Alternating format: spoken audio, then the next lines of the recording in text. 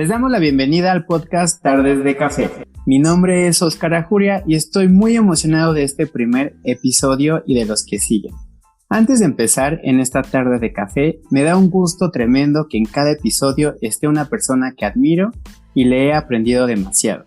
Se trata de mi cómplice en esto, Jair Romero, investigador y biomédico. Bienvenido a tu podcast. Bueno, primero que nada, gracias. Bienvenidos a Tardes de Café. Este es el primer podcast, es un piloto y queremos ver qué tanto podemos combinar temas de salud, en este caso, envejecimiento y esperanza de vida, que es uno de los temas que también ha marcado la agenda en esto que es la pandemia de COVID. Así que bienvenidos. No sé, tú dime si quisiéramos ahondar en algo. Sí, efectivamente, y ya poco a poco sabrán más de nosotros y viajaremos en cada episodio a diferentes universos para hablar, como bien lo dices Jair, sobre el envejecimiento, longevidad y más sobre estos temas.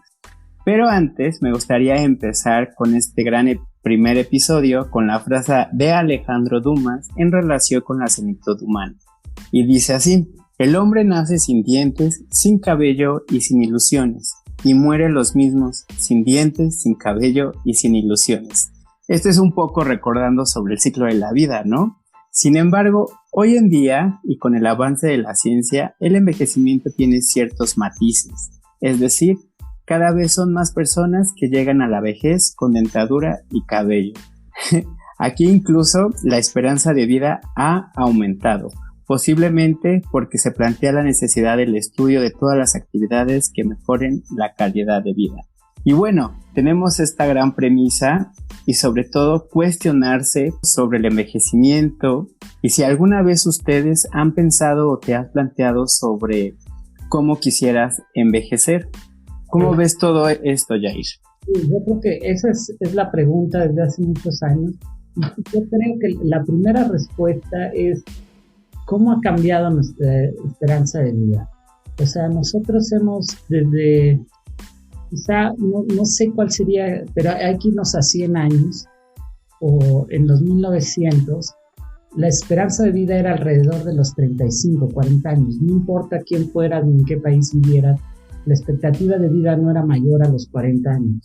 Y 100 años después hemos duplicado y casi en algunos países esperamos triplicar la esperanza de vida, por ejemplo en el caso de Japón, pero también tenemos esta parte de que ¿cuál es el futuro?, ¿no? O sea, si nosotros vemos, se espera que la esperanza de vida sea actualmente de una persona que están haciendo actualmente, sea de ya 150 años, ¿no? Y eso nos parece una locura, pero hemos triplicado la esperanza de vida, ¿no? Y ahora la pregunta es ¿cómo? Y en esa frase me gusta porque siempre hemos asociado dos aspectos, que son el de las canas y las arrugas, al envejecimiento. Curiosamente, el envejecimiento, hasta este año salió un artículo que justo describe por qué te salen las canas y tiene que ver con esas situaciones de estrés que decae en el sistema de aldosterona. O sea, como que cierto estrés hace que en los ratones se demostró que cambie de color de pelo de un oscuro a grisáceo, que es lo que se asocia con las canas. Pero antes de eso no sabíamos por qué teníamos estas canas, arrugas, ¿no?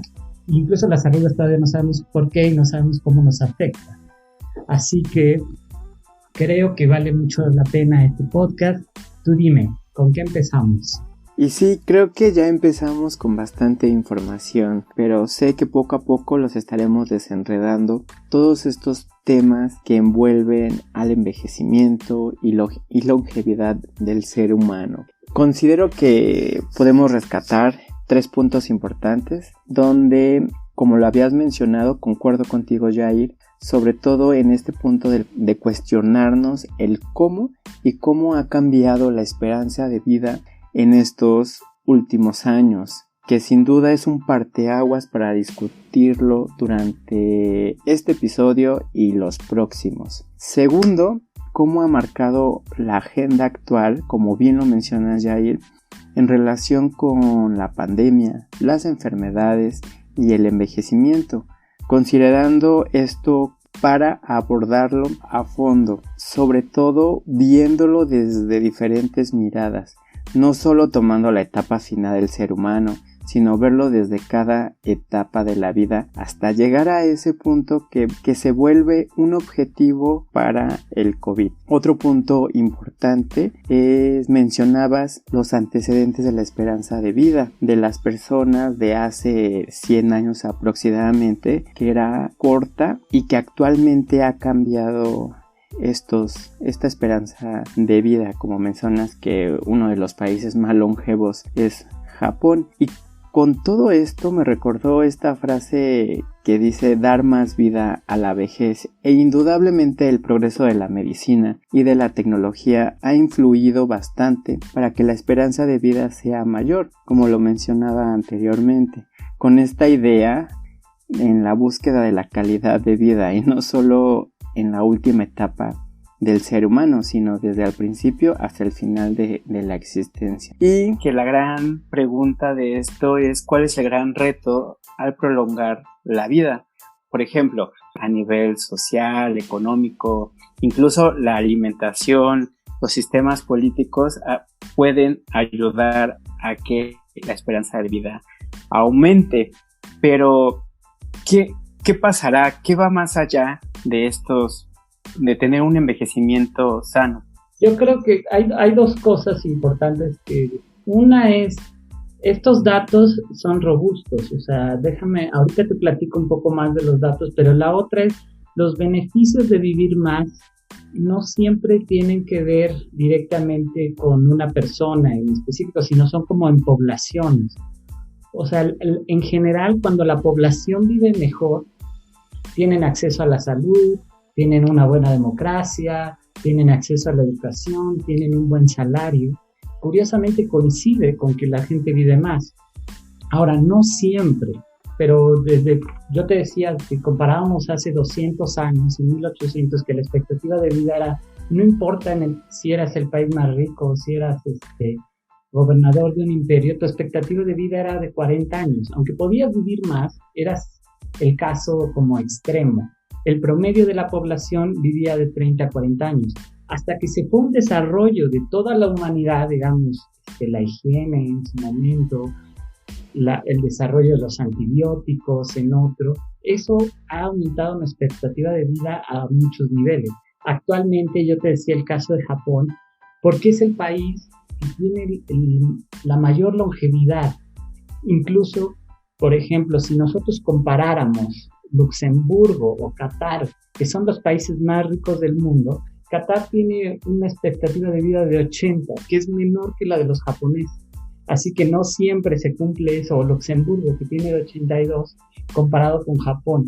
Japón es menos rico que Qatar y Luxemburgo, pero tiene mejor expectativa de vida, y eso es porque su país, además de producir dinero, ha tratado de mejorar todas esas características que le dan calidad de vida a sus ciudadanos. Y aunque Qatar o Emiratos Árabes, por ejemplo, Emiratos Árabes tiene un Producto Interno Bruto muy alto, pero su expectativa de vida es de 70 años, incluso por debajo de la de México. Entonces, eso quiere decir que, la salud no se puede ir a comprar, ¿no?, en la tienda de la esquina, es algo que se compone de muchos elementos. Exacto, la salud se compone de varios elementos, y más cuando se está hablando de la esperanza de vida, para tener un envejecimiento y una calidad de vida adecuada, por todo lo que estás mencionando, Jair. Y yo creo que nos queda cuestionamientos y grandes preguntas sobre qué factores influyen en cada país para que se dé una expectativa de vida mayor y adecuada. Sin embargo, considero que para entender todo esto debemos de enfatizar pues desde lo básico. Y vaya que el envejecimiento es muy complejo, ya que si nos ponemos a reflexionar, todo influye, desde lo biológico, psicológico, hasta lo social, económico y todo lo que efectivamente estás comentando, Jair. Y dentro de los elementos que se tienen que considerar para poder determinar qué tanto vamos a vivir más, O sea, yo lo que te decía dando todos estos números es que en realidad hemos aumentado la expectativa de vida, la hemos duplicado y esperemos triplicarla. Nosotros íbamos creciendo a un ritmo de 1, 2, 5 años, digamos, cada lapso de tiempo. Ahorita parece ser que la expectativa de vida va en un crecimiento exponencial, ahora que conocemos bien las gráficas exponenciales de los pacientes de COVID. Vemos que, o sea, estamos viviendo cada vez más, algo que es como contraintuitivo, porque siempre nos dicen que debido a nuestra mala alimentación o a nuestros hábitos, en general nos estamos enfermando más. Esa es otra ventaja de vivir más. Cuando nosotros vivimos más, nos enfermamos menos. Y de hecho, yo siempre empiezo esta plática cuando hablo del envejecimiento, siempre les digo que el envejecimiento es la característica que tiene un individuo que lo acompaña a tener muchas enfermedades. Por ejemplo, una persona de 40 años puede ser que tenga diabetes, pero uno de 50 ya tiene diabetes y hipertensión. Uno de 60 tiene diabetes, hipertensión y algún problema neurológico como, no sé, alguna demencia senil o algo así. El caso es que cuando llega una persona a los 80 años, ya tiene alrededor de 5 enfermedades que están, o sea, multisistémicas en diferentes órganos, pero en un mismo individuo. Una parte dañada en el pulmón, en el riñón, en el hígado, en el cerebro, etcétera, ¿no? O sea, el envejecimiento es esa característica que tenemos, que además el envejecimiento no es una enfermedad, pero las cosas que acarrea el envejecimiento sí generalmente acarrean enfermedades. Qué interesante es todo esto, Jair, porque al final de lo que estabas explicando, basado en toda la evidencia que hemos estado hablando, pues podemos apuntar de prolongar el desarrollo de ciertas enfermedades, especialmente las que son características del envejecimiento. Obviamente, y claro está que es gradual y adaptativo, y que uno va acumulando ciertos daños fisiológicos, tal vez causados por patrones sociales, culturales y ambientales. También hay pérdida de funciones y obviamente vienen más factores que podemos desarrollar este tipo de enfermedades. Entonces yo me cuestiono mucho qué estamos haciendo para acarrear este tipo de enfermedades a corta edad e incluso estamos acelerando el envejecimiento. La primera posibilidad es eso, o sea, retrasar la aparición de las enfermedades. Lo ideal sería retrasarlos tantos que ya no aparezcan. O sea, sería como... Y eso es lo que pasa en muchas sociedades. Aquí hay ciertas enfermedades que empiezan a aparecer a los 40, 50. Incluso hay unas enfermedades que les llamamos que tienen como de fenotipo de envejecimiento acelerado. O sea, gente que tiene 40 años, pero ya parece que tiene el hígado porque bebió o porque, no, etcétera, como de 60 años. Entonces es una persona que tiene 40 pero con un hígado de 60 o unos pulmones ya dañados como de 80. Entonces la idea es justo retrasar el envejecimiento y retrasar la aparición de esas enfermedades.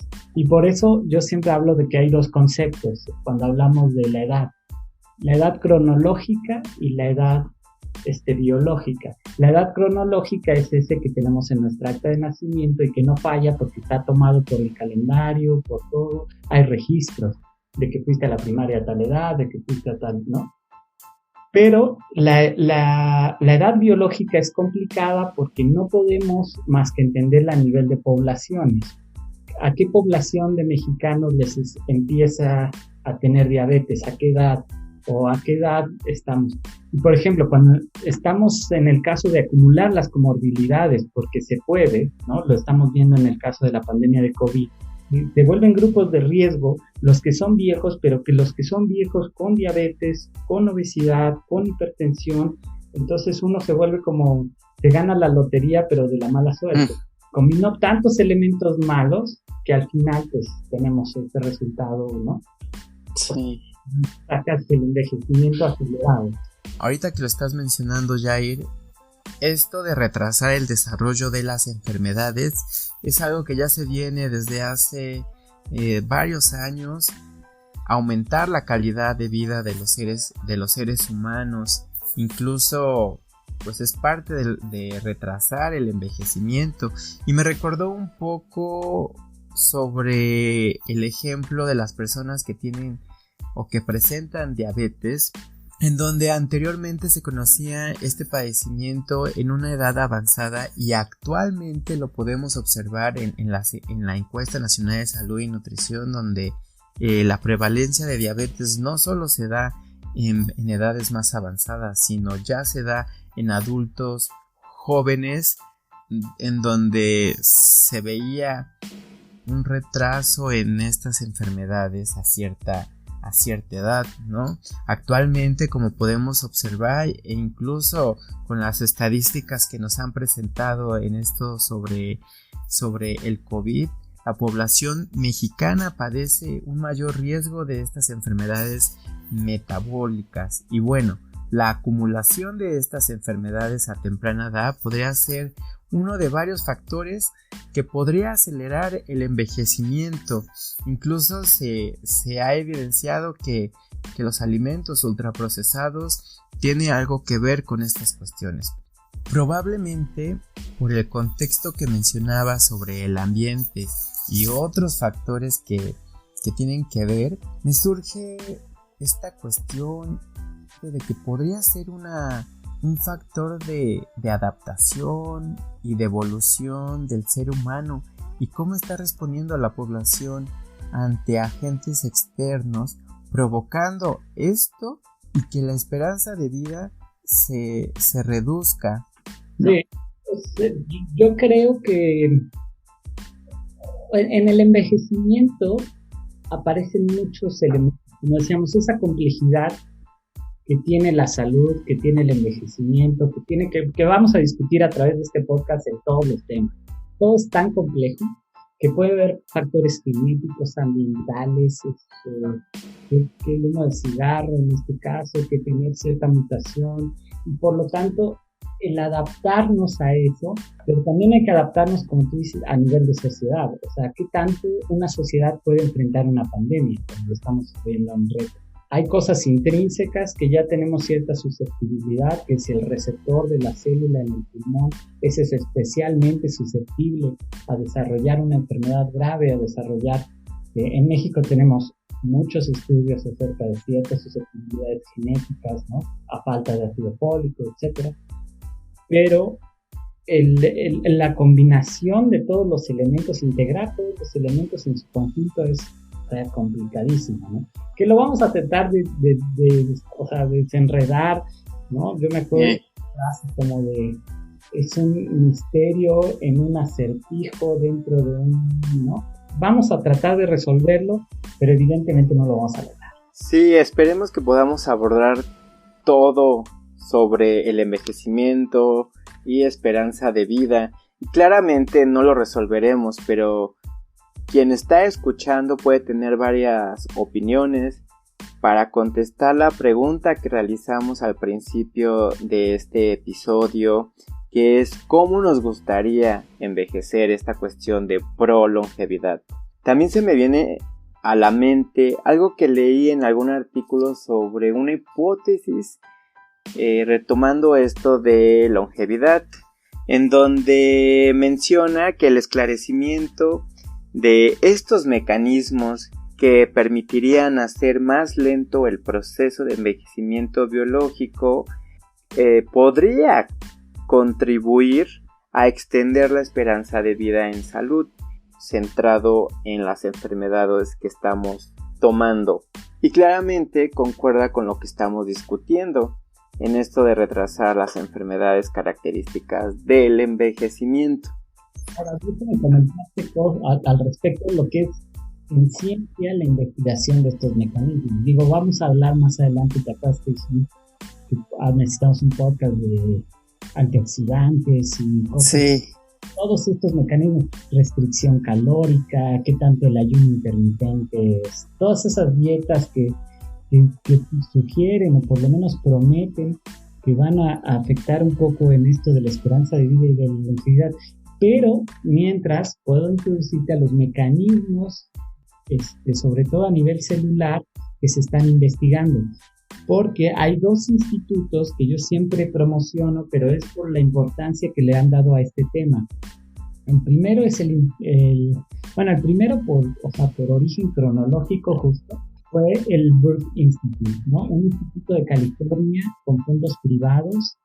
En ese caso fue fundador Brian Kennedy, que es un investigador que se ha dedicado por muchos años y ahora tiene 2 sedes, en California y en China, que tratan de entender justo los mecanismos asociados al envejecimiento a nivel celular. Pero como vieron que esto tiene un potencial enorme, tanto de patentes,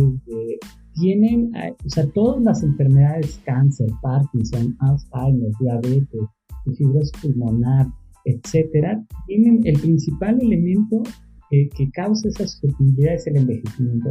Entonces, estos dos institutos, el otro es el Instituto de Calico, que es el Instituto de Google para el estudio del envejecimiento. Estos dos institutos saben que lo que tienen ahí no es la cura, o sea, no es tratar a todas las enfermedades, sino la cura para todas las enfermedades. O sea, retrasar el envejecimiento es curar todas estas enfermedades de un solo tajo. Parece una locura, pero parece ser que esa es la apuesta. Y además los dos institutos con fondos privados. Uno de los estudios que más me ha impresionado en el Calico es, por ejemplo, el del Alzheimer. Resulta que hay un mecanismo dentro de las células que se llama estrés en el retículo endoplásmico. O sea, dentro de la célula es como una fábrica. Está el núcleo y pegadito al núcleo, que es el núcleo, ya sabes, tiene la información genética para poder sintetizar proteínas. Nacen las proteínas, o sea, que la fábrica que está haciendo las proteínas es el retículo endoplásmico. Cuando el retículo endoplásmico tiene una sobreproducción, haz de cuenta como si en una fábrica de esas quitaras un elemento y entonces todas se van juntando, por ejemplo, la producción de botellas y se amontonan ahí y dices, oh no, eso va a explotar.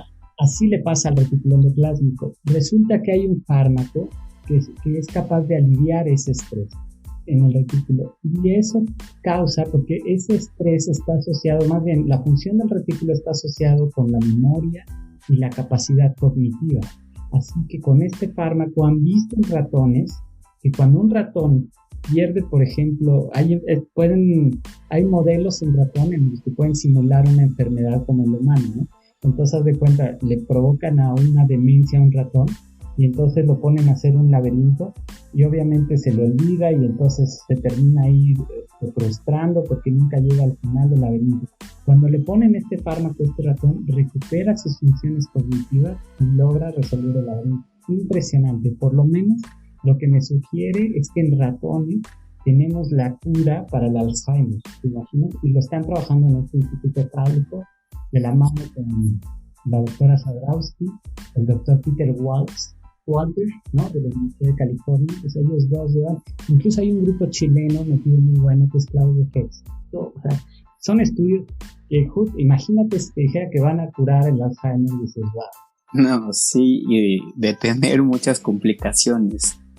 No saben, o sea, la idea es que pierdes la función, pero, o sea, el envejecimiento está asociado con una pérdida de función, pero también yo siempre he asociado que el envejecimiento es un camino un poco, digamos, un camino biológico a la muerte.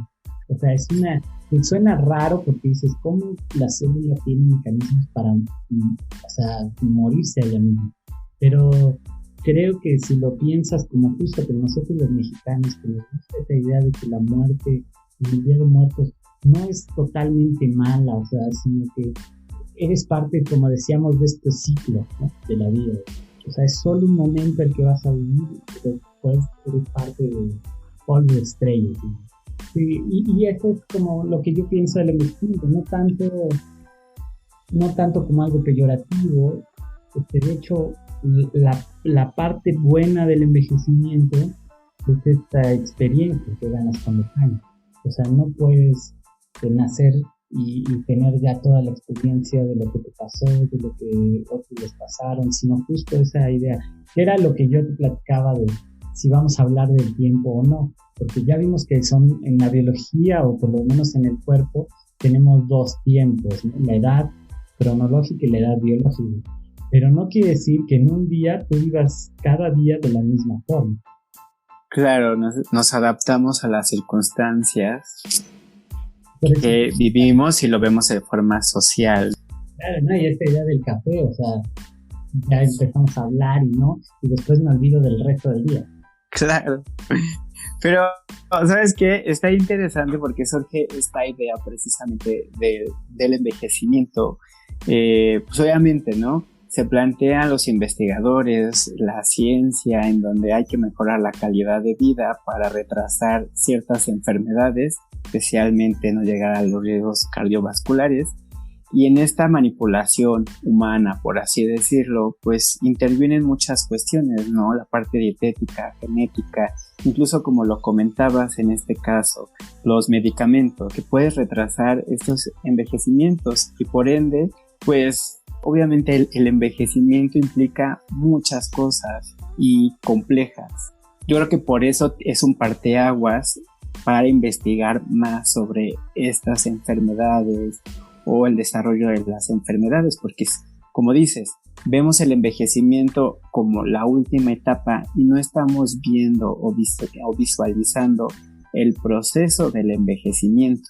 Sí, no, y vamos a tratar de ir desenrollando en este podcast. Tú decías la parte de los fármacos. Bueno, dijimos que vamos a discutir la parte de la restricción calórica en un podcast especial para ayuno y todo esto. La otra es justo esos fármacos. O sea, ya existen, según yo, ya hay 2 aprobados por la FDA que también discutiremos. Uno de ellos se ha vendido mucho como antioxidante, pero ya se vio que más que nada tiene que ver con otros fenómenos. O sea, no es sobre las especies reactivas de oxígeno, que antes eran las malas, sino que ahora es específicamente en la mitocondria, que también es otro mecanismo asociado al envejecimiento muscular. Pero lo que no me gusta de los fármacos es que siguen una idea que justo surgió y que funcionó muy bien para darnos un aumento en la expectativa de vida cuando sale la penicilina de Fleming. O sea, la idea era esa, o sea, se llama la teoría de la bala mágica, ¿no? Si yo tengo un microbio, tengo que crear el antimicrobio, ¿no? Entonces, si yo tengo un hongo, pues, ¿no? Un antimicótico, y si yo tengo hipertensión, un hipertensivo, y así voy tratando como si nosotros metiéramos esa pastillita y fuera ajustar, digamos, si fuera en el coche, nos molestaría el volumen, es como si echáramos una pastilla al coche y apagara justo o le bajara el volumen nada más. O sea, eso no pasa en el cuerpo. Cuando algo entra, cambia completamente, ¿no? O sea, claro, ha hecho un modelo de negocio muy exitoso porque, por ejemplo, los hipertensos toman toda la vida su medicamento para la hipertensión, los diabéticos igual. De hecho, casi ni curan. O sea, lo que hacen es como son paliativos, etcétera, ¿no? Y lo vamos a discutir porque también tiene que ver con cuánto vive. Lo que sí sabemos es que es mucho lo que hay de discusión entre el envejecimiento, qué tanto es bueno envejecer, digamos, normalmente, qué tanto la ciencia ha estirado la esperanza de vida más a fuerza que, ¿no? O sea, cuánto te pueden mantener vivo con aparatos, trasplantes, etcétera. Y te dicen, bueno, es que podemos hacerte vivir 150 años, pero probablemente ya tu pulmón esté en un frasco, tu riñón en otro, y tengas 16 aparatos conectados. La idea es justo entender los mecanismos para no tener que llegar a la idea del trasplante o de esto, que realmente son mecanismos que sí extienden la expectativa de vida y retrasan el envejecimiento, pero ahí sí la forma es más o menos cuestionable, ¿no? Por lo tanto, yo creo que valdría la pena, yo espero invertir más en los mecanismos para entender, y de esa forma, ya que los entendamos, podemos manipularlo, que hacer una cosa como en el coche, de que si se desgastan los frenos se los cambia y ya, ¿no? Cosa que la biología no es así. O sea, la biología no le quitas una pata y le pones otra. La idea es adaptarse, como tú decías. Y lo más curioso, bueno, ahorita que hablabas sobre los modelos animales, porque también ha surgido esta cuestión de que obviamente hay ciertos animales que por sí solos son longevas, como la rata topo, o los humanos que alcanzan la edad de 100 años han demostrado que una vida larga no está inevitablemente asociado con una discapacidad o enfermedad a la vejez, ¿no? Por eso menciono que es un poco complejo, como mencionas esta parte de que pues vamos a estar revisando durante estos episodios todos estos cuestionamientos y sobre todo también que reflexionemos cómo queremos vivir o tener un envejecimiento activo y sano, ¿no? Porque también existe esta cuestión de que el ejercicio ayuda también a estas cuestiones metabólicas. Sí, es cierto. Eso, bueno, otra vez son dos puntos muy buenos. El primero son los modelos. El de la rata topo es muy importante porque cuando tú ves a todos los roedores, tienen una vida muy corta en general comparada con la rata topo. O sea, un ratón vive 2-3 años, las ratas, los cuyos, etcétera, ¿no? Pero de repente llega la rata topo y vive 30 años. Y además cuando lo estudiamos, cuando vimos su genoma, vimos que tiene proteasas que logran en el estómago, que logran tener cierta resistencia a cáncer. Además, justo lo que decíamos, una parte importante del envejecimiento, que me parece padrísima, es que no es una línea, no es que vayamos envejeciendo desde que nacemos. No es que nació ya el bebé con una cana y luego a los años salió la segunda cana y así, sino que llegamos, o sea, nos desarrollamos toda la adolescencia, tenemos una de la plenitud. Por eso hay una teoría también asociada a esto de la sexualidad, que supuestamente el envejecimiento empieza cuando ya, digamos, la posibilidad de tener hijos y el periodo fértil de la persona ya pasó y entonces ya es un envejecimiento. Ahora, tú lo puedes ver en Madonna y o sea, la realidad que la tiene este espacio es enorme. Ya sabes, antes los 40 eran los 30, ahora son los 60, son los nuevos 50. Y la flexibilidad con la que hemos estirado eso es mucho. Y en especialmente la rata topo, eso le pasa. Cuando empieza a envejecer muy lentamente. Por eso llega a vivir bien. Súper interesante. O sea, cuando se viven esas características que están asociadas con el envejecimiento, en la rata topo empiezan a aparecer muy lentamente. Como es el caso de Madonna, ¿no? Y otros ejemplos hay. O sea, el de la rata topo es muy bueno porque cuando lo comparas, el que más me gusta es el de la abeja reina. La idea es que, o sea, tú ves a los insectos y viven semanas, meses. O sea, sí hay insectos que se avientan, pero por ejemplo la abeja, sobre todo la obrera o las otras que también, digamos, todas esas son zángano, obrera y reina. Los zánganos y los obreros viven alrededor de 2-3 meses máximo. Y de repente la abeja reina, con el mismo genoma y todo, porque o sea, de repente llega a vivir años. Ahí no solo, o sea, en el caso de la rata topo pasa de 3 años a vivir 30. En el caso de la abeja reina, vive 100 veces más que lo que vivía una abeja común. O sea, eso no tiene punto de comparación. No. O sea, nosotros estamos pensando duplicar nuestra expectativa de vida. No estamos pensando multiplicarlo por 10 como la rata topo y menos por 100 como lo hace la abeja reina, pero que son ejemplos de que la escala de vida o la longevidad tiene esa flexibilidad. Y bueno, yo creo que hemos tocado diferentes puntos sobre el envejecimiento, esperanza de vida y más temas que marcan un parteaguas para obviamente hablar en los siguientes episodios y tener un envejecimiento sano y activo. Realmente son procesos complejos que obviamente los vamos a estar retomando.